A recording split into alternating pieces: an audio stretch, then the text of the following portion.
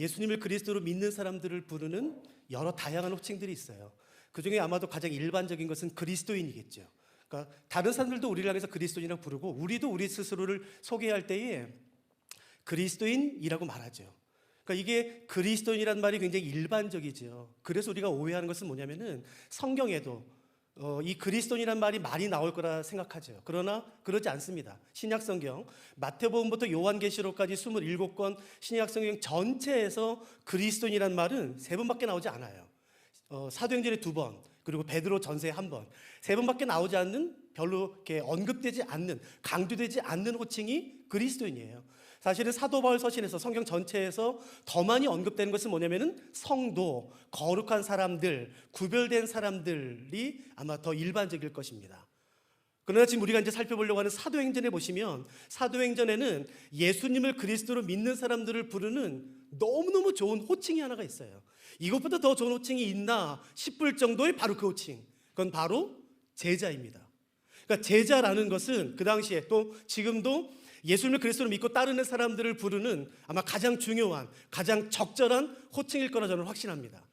그렇기 때문에 성경에서 언급하는 제자의 의미가 무엇인지를 우리가 정확히 파악하고 아는 것은 굉장히 중요하겠죠. 도대체 제자는 어떤 사람인가, 어떤 사람을 제자라고 부르고 어떤 사람은 제자가 아닌가라는 성경의 제자의 정의를 우리가 바로 알고 싶은 것이에요. 첫째, 제자는 학생과는 다릅니다.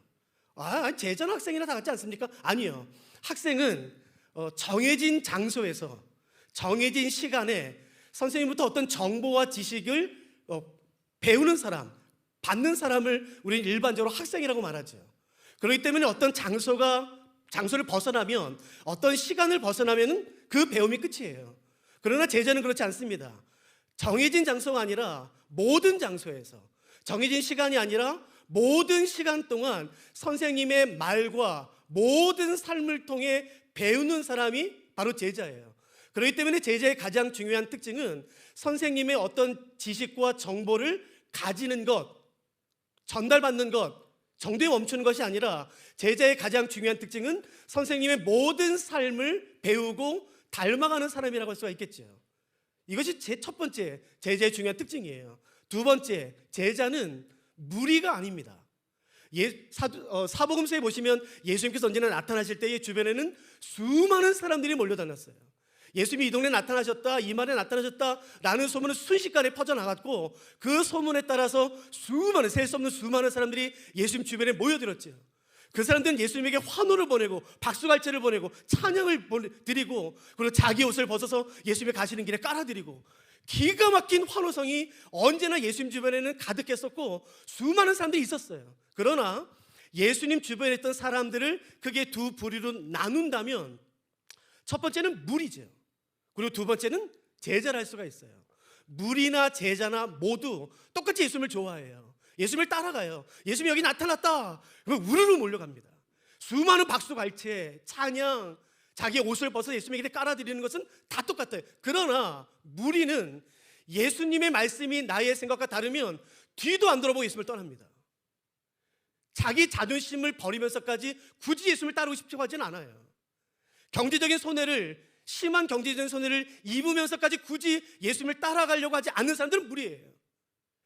자기가 속해 있는 문화와 예수님의 말씀이 다르다면 조금도 주저함없이 예수님을 떠나는 사람들이 무리예요. 그러나 제자는 다릅니다.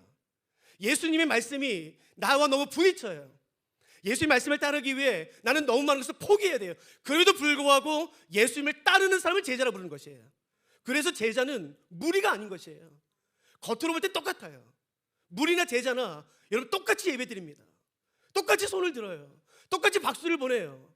똑같이 환호성을 드려요. 똑같이 헌금합니다. 그러나 결정적인 순간 하나님의 말씀이 나의 생각과 정면으로 부딪힐 때에 주의 말씀을 따르기 위해 나의 자존심을 내려놓고 내가 살고 있는 문화와 상식을 떠나야 되고 심지어 나의 많은 보장된 것을 버려야 할 때는 여러분 제자는 힘든 상황에서도 계속해서 말씀을 따라가지만 무리는 아니에요.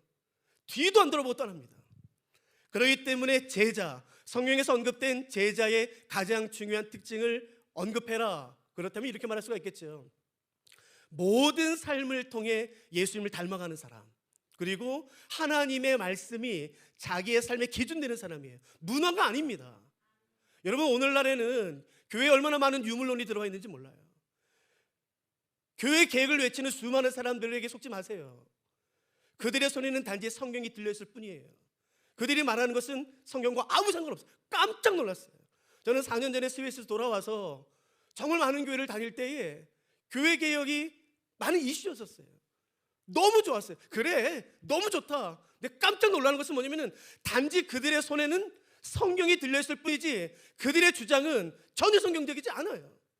하나님의 말씀보다 상식이, 문화가, 세상의 가치관이 훨씬 중요한 것이에요. 보장된 미래, 재정, 돈 아니에요. 제자는 그런 사람들이 아닌 것이에요.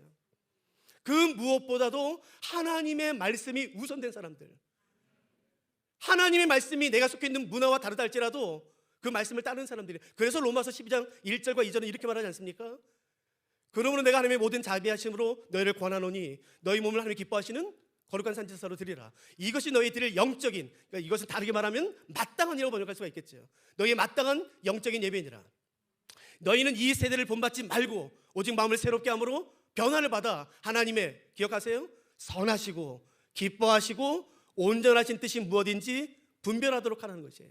그게 제자의 가장 중요한 특징 가운데 하나겠지요. 성경에서 말하는 이 제자의 특징을 정말 잘 나타내고 있는 한 사람이 오늘 본문에 나와요. 그 사람은 사도행전 9장에 언급된 아나니아라는 사람입니다. 우리에게 뭐 그렇게 많이 알려져 있는 사람은 아니지만 그 비강조된 그 한 사람을 오늘 우리는 살펴보고 싶어요. 사도행전 9장은 사울이라는 한 청년이 사내들인 공회로부터 예수님을 믿는 사람들을 잡아서 감옥에 가두고 심지어 때리고 죽일 수 있는 전적인 권한을 받아 특별히 다메섹에 사는 그리스도인들을 잡으러 가는 장면부터 사도행전 9장은 시작이 됩니다. 가는 도중에 사울은 예수님을 만나요. 그리고 밝은 빛으로 말미암아 눈이 멉니다. 그리고 그 장면은 바뀌어서 예수님이 환상 가운데 다메섹에 있는 아나니아라는 사람에게 나타나세요. 그리고 아나니아에게 말씀하십니다. 아나니아야, 지금 직가라는 거리에 유다의 집이 있는데 그곳에 사울이 있다. 사울이 지금 앞을 보지 못하고 있는데 너는 가서 안수함으로 그 사람의 눈을 띄게 해줘라 라는 말씀을 하세요. 그 예수님의 말씀에 대해 아나니아가 대답을 하는데 그 아나니아의 대답을 보면 아나니아는 이미 그 사울이라는 사람이 어떤 사람인지 알고 있음을 충분히 알 수 있습니다. 혹시 성경을 가지셨다면 잠깐 펴시겠습니까? 사도행전 9장이죠.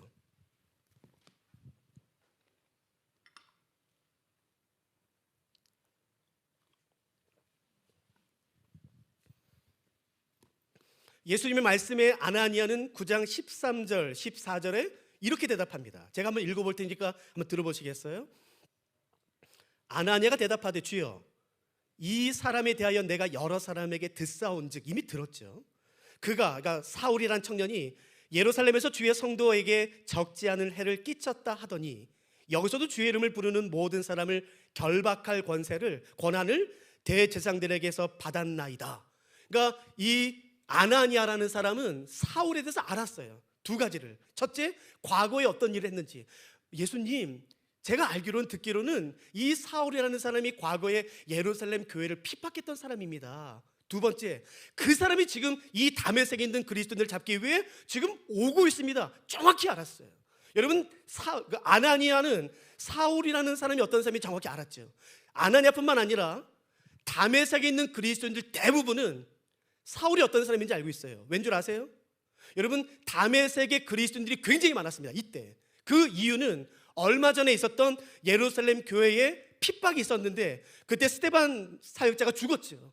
그 어마어마한 핍박을 피해 예루살렘에서 다메섹으로 도망온 수많은 그리스도인들이 지금 다메섹에 있는 것이에요. 그러므로 다메섹의 그리스도인들은 그 중에 일부는 분명히 다메섹 출신이 있겠지만 대부분은요, 예루살렘에서 도망온 사람들이에요. 사울을 알아요. 사울이 예루살렘 길을 핍박했던 주범이니까. 아니, 스데반, 나의 사역자였던 스데반을 죽인 사람이 바로 사울이니까 다메섹에 있는 그리스도인들은 사울이 누군지는 다 알아. 그 사울이 지금 오고 있는 거예요. 여러분, 근데 예수의 말씀은 그 사람에 가서 눈을 띄워주라는 것이에요.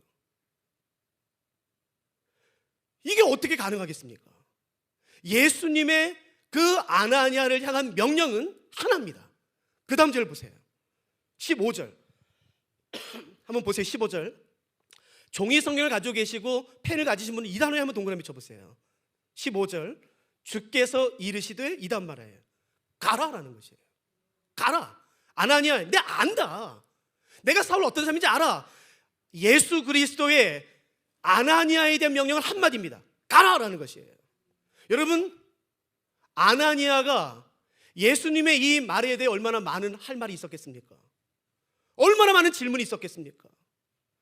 얼마나 많은 상처가 있었겠습니까? 예수님, 우리 상처는 모릅니까? 우리의 두려움은요, 얼마나 많은 할 말이 있었겠습니까? 그러나 그 예수님의 명령에 대한 아나니아의 반응은 하나예요. 17절 보세요. 펜 있으면 한번 동그라미 쳐보세요. 반응은 하나입니다. 17절 아나니아가 떠나예요. 여러분, 가라와 떠나 사이에 어떤 말도 없습니다. 어떤 질문도 없어요. 어떤 갈등도 없어요. 어떤 상처도 없어요. 어떤 불평, 어떤 분노, 어떤 것도 없어요. 가라, 떠나. 여러분, 이것보다 더 중요한 제자의 삶은 없는 것이에요. 여러분, 왜 아나니아에게 예수님에게 할 말이 없었겠습니까? 사울이 누군지 다 아는데, 그리고 그 사람이 여기에 왜 왔는지 아는데 왜 할 말이 없었겠습니까? 그럼에도 불구하고 아나니아의 예수 그리스도에 대한 반응은 하나예요. 가라, 예, 떠나겠습니다라는 거죠. 예수님의 말씀에 따라 아나니아가 가요. 여러분, 상황을 바꿔볼까요? 사울, 갑입니다. 갑. 산헤드린 공회원, 나는 새도 떨어뜨리는 권세를 가지고 있어요. 산헤드린. 기록된 문헌에 의하면 산헤드린 공회에 잡혀가면 자기가 하지 않은 일도 붑니다. 그 기세, 그 두려움, 그 위압감, 상상을 초월하는 거죠. 그 권세를 받은 사람이 사울이에요. 누구도 사울을 막을 수는 없어요.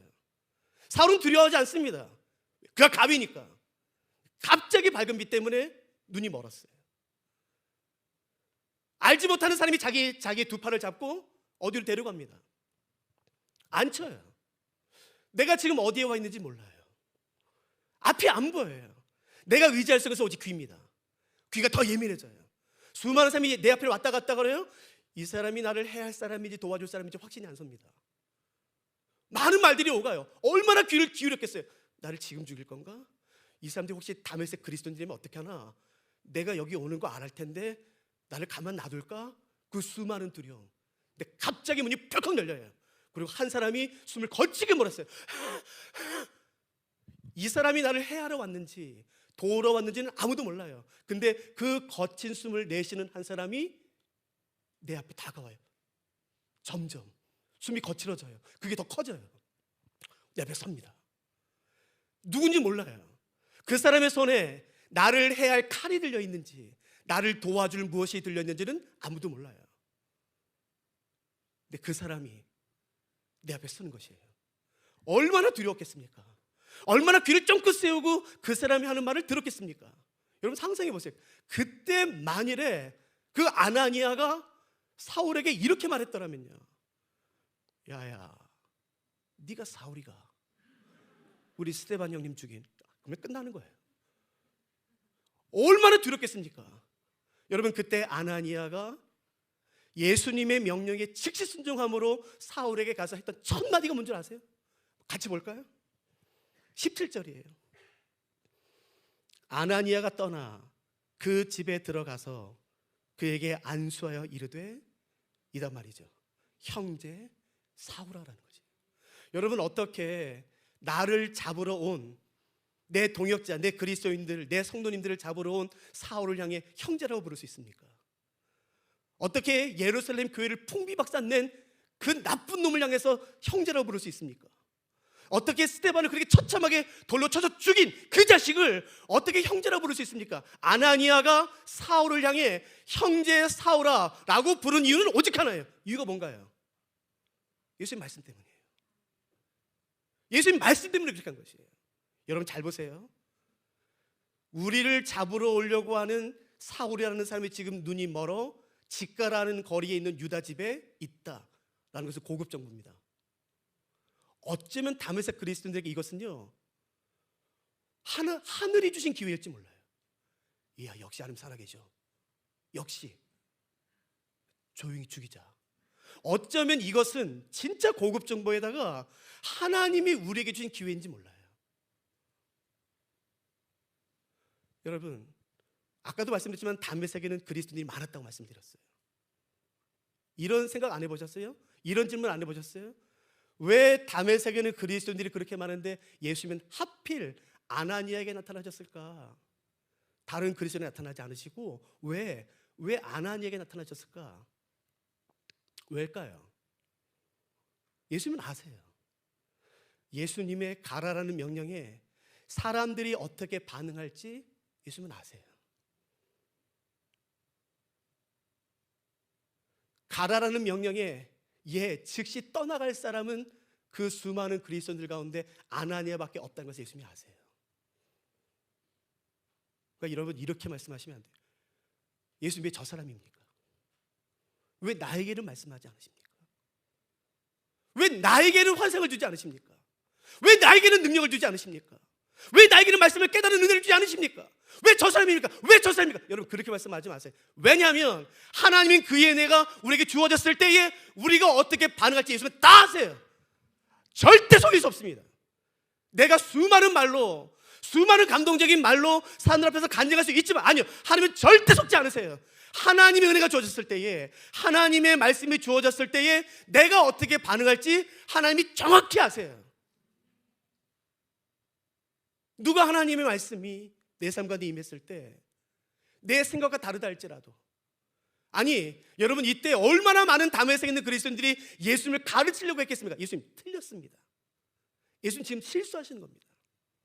지금은 하늘이 주신 기회입니다. 이거 완전히 죽여버려서 불씨를 없애야 됩니다. 사울이란 이놈은 우리 다메섹뿐만 아니라 여기서 일을 마치면 반드시 안디옥도 갈 겁니다. 사마리아도 갈 겁니다. 갈릴리도 갈 겁니다. 그러니까 지금 죽여버려야 됩니다. 예수님을 가르치려고 했던 사람이 얼마나 많았겠습니까? 예수님에게는 예수님을 가르치는 사람이 필요한 것이 아닌 것이에요. 예수님이 필요한 것은 예수님의 말씀에 이해가 되지 않는다 할지라도, 나의 상식과 다르다 할지라도 즉시 아멘하며 순종할 바로 그 사람이 필요한 것이에요.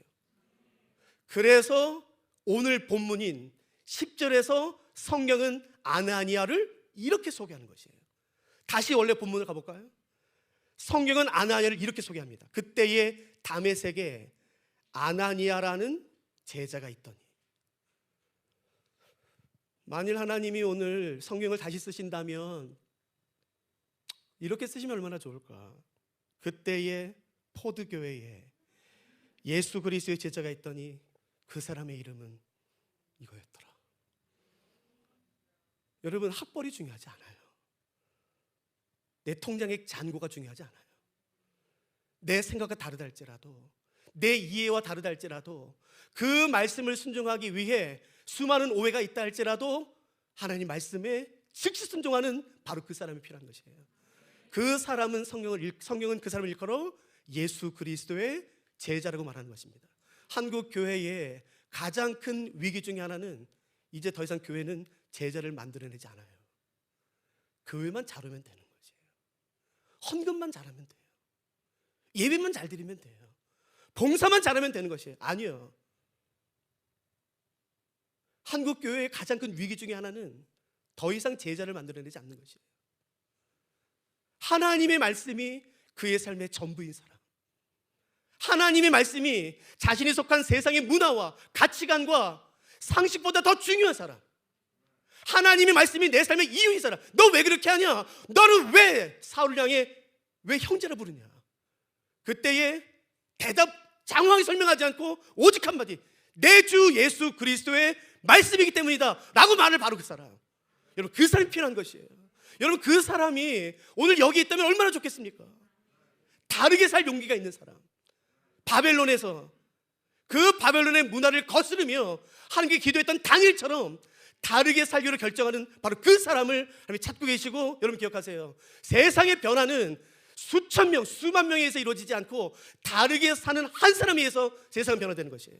나는 그 사람이 오늘 포도교회에 있길 원하는 것이에요. 저는 분명히 있다고 믿어요. 저는 한 사람을 더 소개하고 오늘 마치고 싶어요. 저는 구약에서 이 사람을 정말 좋아합니다. 너무너무 좋아해요. 근데 이 사람은 비강조돼요. 거의 설교되지 않아요. 알려지지 않아요. 근데 저는 구약을 읽을 때마다 이 사람을 정말 정말 좋아합니다. 예레미야 35장에 들어보세요. 하나님께서는 예레미야 선지자를 부르세요. 예레미야야, 예 하나님, 너 내가 누구한테 보낼 테니까 너 가서 말 좀 전할래? 예, 하나님 말씀하세요. 그래, 너 레갑 사람들한테 좀 가라. 레갑 가문, 레갑 가문이? 그 사람들을 성전으로 좀 데리고 와. 예, 그래서 어떻게 할까요? 성전에 너가 포도주를 진열해 놔라. 그리고 그 사람들을 성전으로 데리고 와서 그 사람들한테 포도주를 마음껏 대접해줘라. 너 이거 할 수 있겠니? 예레미야 대답해, 예 하나님, 제가 그렇게 할게요. 그래서 예레미야 선지자는, 우리가 잘 아는 바로 그 예레미야 선지자는 성전에 포도주를 진열해 놓고, 값비싼 포도주를 진열해 놓고 얼른 가서 레갑 사람들을 성전으로 데리고 들어와요. 그래서 말합니다. 여러분, 하나님 말씀하셨어요. 마음껏 드십시오. 근데 그때 예레미야가 깜짝 놀랄 말을 레갑 사람들이 하는 것이에요. 그 말이 무엇인지 한번 잠깐 살펴보실까요? 성경 가지신 분 한번 잠깐 보세요. 예레미야 35장입니다.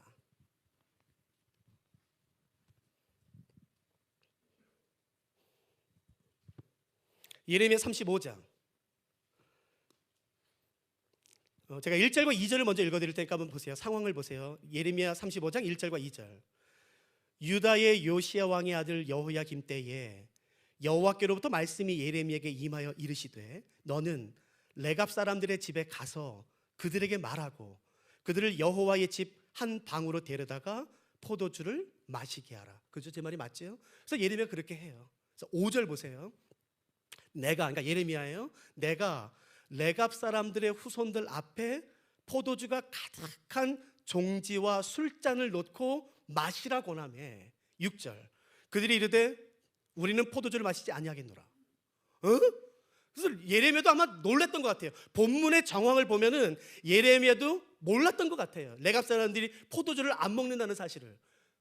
예레미야가 말했겠죠. 아니 여러분 오해하지 마세요. 이건 제가 대접하는 게 아니라 하나님의 말씀이에요. 하나님이 저에게 말씀하셔서 성전에 포도주를 진열한 다음에 여러분에게 대접하라고 했어요. 그러니까 드셔도 됩니다. 근데 그 사람이 말하는 게 아니요, 우리는 안 먹겠습니다라는 것이에요. 이유가 기가 막혀요. 그 다음 보세요. 6절. 그들이 말하되 우리는 포도주를 마시지 아니하겠노라. 레갑의 아들 우리 선조 요나답이 우리에게 명령하여 이르기를, 너희와 너희 자손은 영원히 포도주를 마시지 말라라고 말했습니다. 그러니까 우리는 안 마시겠습니다. 여러분, 요나답이 누군지 아세요? 예레미야를 기준으로 약 200년 전 남유다의 북이스라엘의 5번째 왕조를 열었던 예후 때 사람이에요. 즉 예레미야를 기준으로 약 200년 전 사람이에요. 200년 전에 요나답이라는 어떤 사람이 자기의 자손들에게 명령했어요. 너희 내 후손들은 지금부터 영원토록 포도주를 마시지 마라. 그걸 지켰다는 것이에요. 무려 200년 동안. 여러분, 그래서 제가 이 본문을 발견한 다음에 창세부터 요한계시록까지 수십 번 읽었어요. 도대체 이유가 뭘까? 여기에 관련된 모든 논문들은 웬만한 건 다 찾아봤습니다. 빠지지 않고. 어디도 이유가 없어요. 어떤 논문에도 이유가 없습니다. 성경 어떤 본문에도 요나답이라는 사람이 자신의 후손에게 왜 포도주를 마시지 말라라고 명했는지 이유가 없어요. 그러므로 이 레갑 사람들은 영문도 모른 채 무려 200년 동안 이 말을 지켜온 것이에요. 이유도 모른 채. 이유도 알면 좋겠어요. 묻지 않을까요? 야야, 너 저 포도주 마시지 마. 아빠, 예 알겠습니다. 근데 왜요? 몰라. 에? 그래도 할아버지 아나? 할아버지, 아빠가 저한테 포도주 마시지 말래요. 그래, 아빠가 말했니? 예. 근데 왜요? 그거 몰라. 에? 이유도 모른 채. 이런 바보들이 어디 있어요? 이런 이유도 영문도 모른 채 무려 200년 동안 이 말을 지켜요. 잘 보세요. 이제부터 잘 보세요. 이 사건이 예레미야 35장에 있어요. 35장. 그 앞과 뒤, 즉 34장과 36장에 무슨 내용이 있는지 아세요? 34장 보세요. 레갑 사람들 사건 바로 앞에 이 사건이 있습니다. 34장 8절. 제가 읽어볼게요. 잘 보세요. 시드기야 왕이, 남유다 왕이죠. 시드기야 왕이 예루살렘에 있는 모든 백성과 한 가지로 하나님 앞에서 계약을 맺고, 이것은 언약을 맺었다는 것이에요. 자유를 선포한 후에 여호와께로부터 말씀이 예레미야에게 임하니라. 그 계획은 사람마다 각기 히브리 남녀 노비를 놓아 자유롭게 하는 것이에요. 여러분, 희년 아시죠? 희년이 되면 모든 노예들은 자유롭게 되는 것이에요. 그런데 그 희년, 50년마다 지켜지는 희년은 거의 지켜지지 않았습니다. 근데 그때 이때 지켜져요. 시드기야가 이게 하나님 말씀이었구나, 노예를 자유롭게 해줘야 되는구나, 50년마다. 이거 우리가 못했어. 자, 이제 내가 하는 거 언약을 맺었으니 이제 이번에 모든 노예들은 자유롭게 될지라. 그래서 자유롭게 해줬어요. 여러분, 얼마나 좋았을까요? 하나님도 얼마나 기뻤을까요? 희년이 이제 드디어 지켜지는 거잖아요. 아니요, 11절 보세요. 후에 그들의 뜻이 변하여 자유를 주었던 노비를 끌어다가 다시 복종시킵니다. 노비를 풀어줬더니 너무 경제적인 손해가 커요. 그러면서까지 주의 말씀을 지킬 필요는 없거든요. 맞죠? 그렇게까지 하면서 하나님의 말씀을 지킬 이유가 어디 있어요? 너무 경제적인 손해가 심하지 않습니까? 그렇게까지 하면서 누가 하나님의 말씀을 지킵니까? 그래서 여러분, 하나님의 말씀, 분명한 말씀을 다 뒤집어 엎어요. 바로 며칠 지났어. 이게 34장이에요. 그러면 레갑 자손 바로 그 다음 36장에는 어떤 내용인지 한번 보시겠습니까? 36장 1절 보세요. 따라오고 계시죠? 36장, 유다의 요시야 왕의 아들 여호야김 제4년에 여호와께로부터 예레미야에게 말씀이 임하니라. 하나님 말씀이 임했어요. 이르시되 너는 두루마리채를 가져다가 내가 내게 말하던 날, 곧 요시야의 날부터 오늘까지 이스라엘과 유다와 모든 나라에 대하여 내가 내게 일러준 모든 말을 거기에 기록하라. 그래서 4절, 이에 예레미야가 네리야의 아들 바룩을 부르매 바룩이 예레미야가 불러주는 대로 여호와께서 그에게 이르신 모든 말씀을 두루마리책에 기록합니다. 이게 드디어 예레미야서가 기록되는 그 유명한 장면이에요. 그래서 하나님께서 예레미야에게 말씀하셨던 모든 말씀을 다 적습니다. 그리고 그 기록된 말씀을 한 사람이 가지고 나가서 많은 사람들 앞에서 읽어요. 이것이 하나님께서 우리에게 주시는 말씀입니다 라고 읽어요. 근데 이게 왕에게 소식이 들려집니다. 그래서 왕이 어떻게 하는지 보시겠습니까? 20절, 그들이 두루마리를 서기관 엘리사마의 방에 두고 뜰에 들어가 왕께 나아가서 이 모든 말을 왕의 귀에 아뢰니 왕이 여호디를 보내어 두루마리를 가져오게. 그러니까 왕도 맞죠. 야, 하나님 말씀이 드디어 기록됐어? 나도 좀 보자. 그래서 그 말씀을, 기록된 말씀을 가져오게 해요. 두루마리를 가져오게 하매 여호디가 서기관 엘리사마의 방에서 가져다가 왕과 왕의 곁에 선 모든 고관의 귀에 낭독하니. 그러니까 성경이 기록되자마자 처음으로 예레미야서를 읽는 이 감격, 얼마나 좋았을까요? 22절, 그때는 9째 달이라 왕이 겨울 궁전에 앉았고 그 앞에는 불피운 화로가 있다. 복선 같지 않아요? 좀 약간 찝찝해요. 모닥 뿌리면 좀 낭만인데 좀 약간 찝찝해요. 23절, 여호디가 서너 쪽을 낭독하면 왕이 면도칼로 그것을 연하여 베어 화로 불에 던져서 두루마리를 모두 태웁니다. 기가 막히지 않습니까? 레갑 족속의 이야기를 중심으로 하나님의 말씀이 내게 경제적인 손실을 가져다 주면 그거 뒤집어 엎습니다. 하나님의 말씀이 내 귀에 거스리면 그딴 거 필요 없어요. 다 찢어서 불태웁니다. 그 두 내용 사이에 들어간 게 레갑 사람들 이야기예요. 혹시 레갑 사람들이 어느 지파 사람인지 아세요?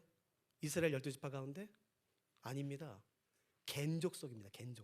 겐 족속은 모세의 장인 이드로가 속한 지파 족속이고, 더 나아가서 창세기 이하면 겐 족속은 가나안 족속 중에 하나입니다. 즉 유대인들이 개돼지 취급하는 이방 민족이에요.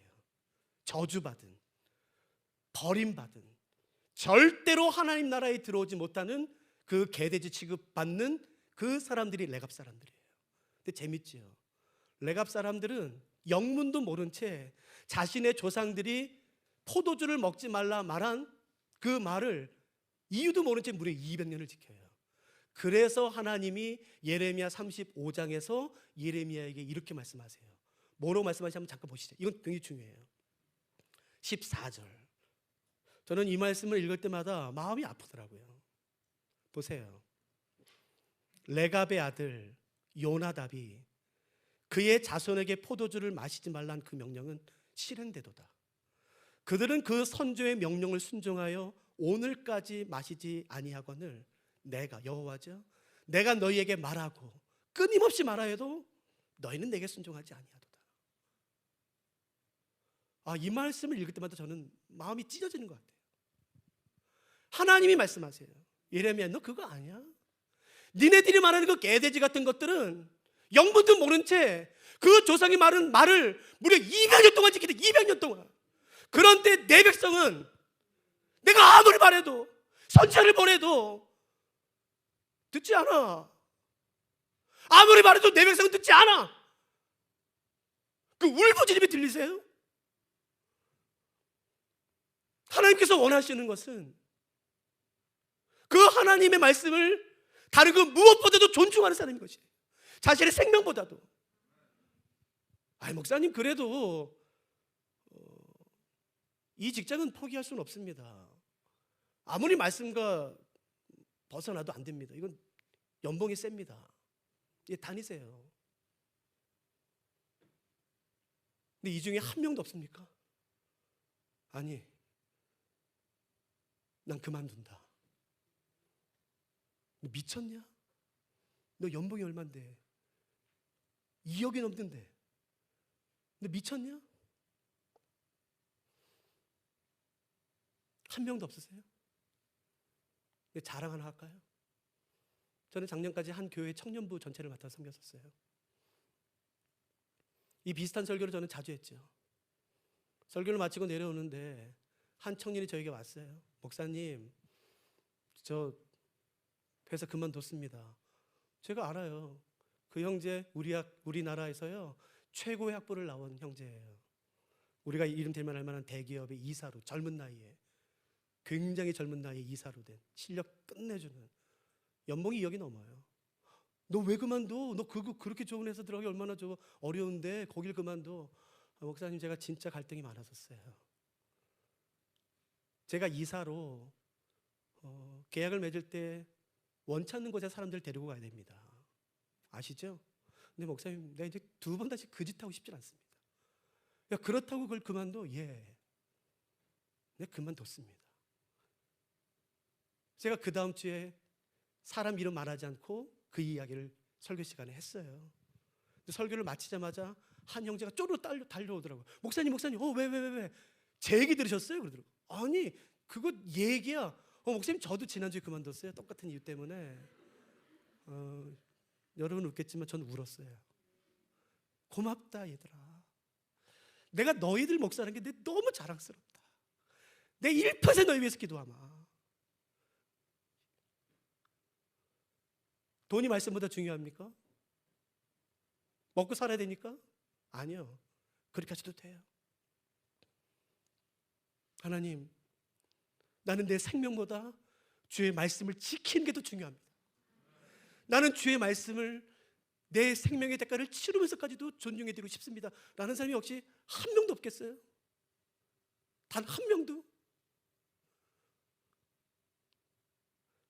하나님이 레갑 사람들 좋았나 보죠? 35장 19절 보세요. 그러므로 만군의 여호와 이스라엘 하나님께서 이와 같이 말씀하시니라. 레갑의 아들 요나답에게서 내 앞에 설 사람이 영원히 끊어지지 아니하리라. 이거는 여러분, 이건 안 됩니다. 왜냐하면 내 앞에 설 사람이라는 것은 제사장, 레위인에 대한 완곡한 표현이에요. 이거는 레위인, 제사장을 의미하는 성전의 성전. 여러분, 이스라엘 사람이라 할지라도 성전에서 모든 사람이 섬길 수 없죠. 12지파 가운데 오직 레위 지파만. 근데 여러분, 레갑 사람은요 가나안 사람이라니까요. 이방 사람이요 개돼지 취급받는 하나님의 절대 들어올 수 없는 그 더러운 저주받은 민족 아닙니까? 근데 어떻게 이딴 사람들이 하나님 앞에 설 수 있습니까? 예, 하나님께 약속하세요. 그래서 유대인 가운데 랍비, 유다라는 굉장히 유명한 랍비가 있어요. 그 사람이 이것을 역주적했습니다. 그런데 이 말씀이 있고 몇백 년 뒤에 레위인들이 레갑의 딸들과 결혼합니다. 그래서 이 약속의 말씀이 실제 이루어져요. 누가 오늘 자신의 생명을 들여 주의 말씀을 따르기를 결정하겠습니까?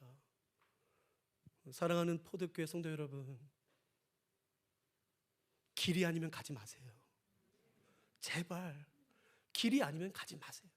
아무리 그 길 끝에 많은 돈이 주어지고 명예, 다른 사람보다 더 빠른 승진, 그게 약속되고 보장되고 더 많은 명예, 인기, 여러분 길이 아니면 가면 안 돼요. 길이 아니면 절대 가면 안 돼요.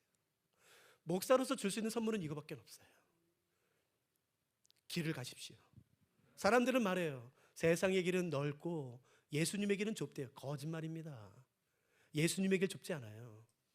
넓습니다. 왠 줄 아세요? 우리에게 필요한 것은 길이 아니에요. 예수님의 발자국이면 충분한 것이에요. 누가 오늘 그런 기도 드리고 싶으세요?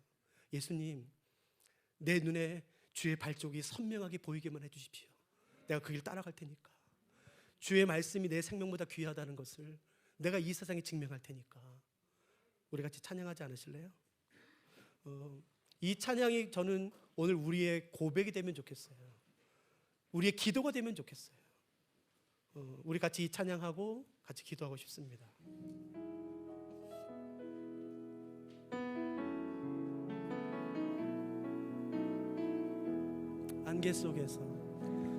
안개 속에서 주님을 보내 아무도 없을 것 같던 그곳에서 손 내미셔서 나를 붙드네 길 잃고 쓰러져 가던 그곳에서 주 말씀하시네 내 손 잡으라고 내가 곧 길이요 진리 생명이니 나 그 길을 보내 주 예비하시고 다른 길로 돌아서지 않으리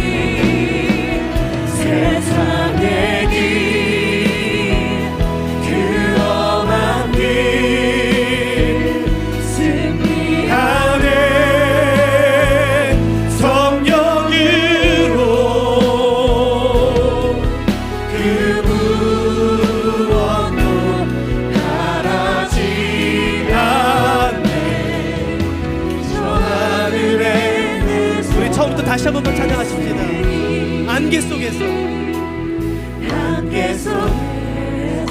주님을 보내 아무도 없을 것 같은 그곳에서 손 내미셔서 나를 붙들어 길 잃고 쓰러져가는 바로 그곳에서 아멘. 주 말씀하시네. 내 손잡으라고, 내 손잡으라고 말씀하시네. 아멘. 그분이 말씀하시네. 내가 곧 길이요 진리요 생명이니 나 그 길을 보내. 나 그 길을 보내. 주 예비하신 분, 주 예비하신 다른 길로 돌아서지 않는 아멘. 우리 모두 고백합니다. 예수의 길, 예수의 길, 그 좁은 길 건네 주 손잡고 그 무엇도 두렵지 않네. 주님 주신 약속 내게 있으니 세상의 길, 세상의 길, 그 험한 길 승리하네. 승리하네. 성령으로 그 무엇도 바라지 않네. 우리 다시 한번 고백하십니다. 예수의 길, 예수의 길, 그 좁은 길